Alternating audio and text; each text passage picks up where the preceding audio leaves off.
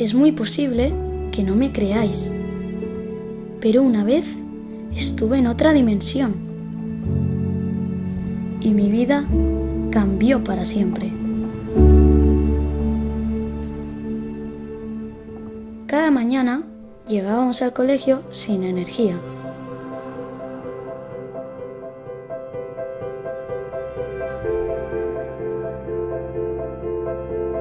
Comíamos siempre lo que nos apetecía.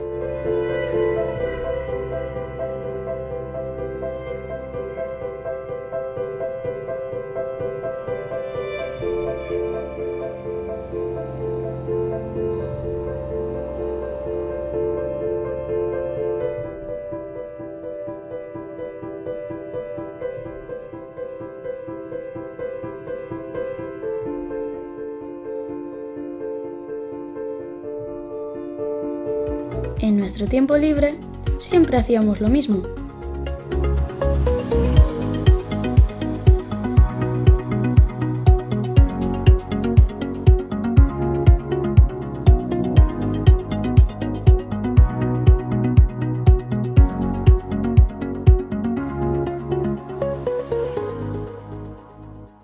Y por la noche, un ratito más.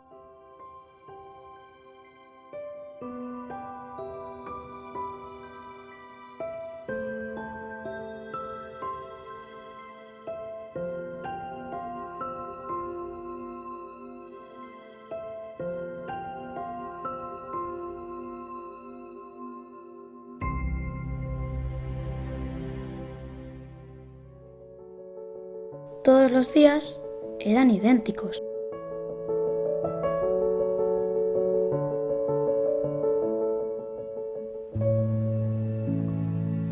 Pero un día ocurrió algo diferente.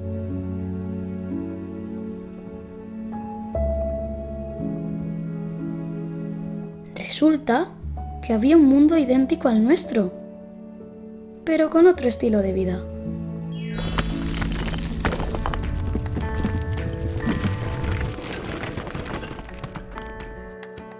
El caso es que parecían más alegres y con más energía.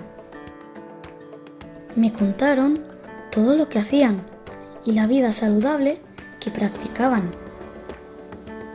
Y comprendí por qué siempre me sentía agotado y desanimado. Me hubiera gustado quedarme, pero entendí que debía regresar a mi mundo, porque ahora tenía algo muy importante que hacer. No fue fácil, pero al final conseguí que nuestra vida fuera mejor.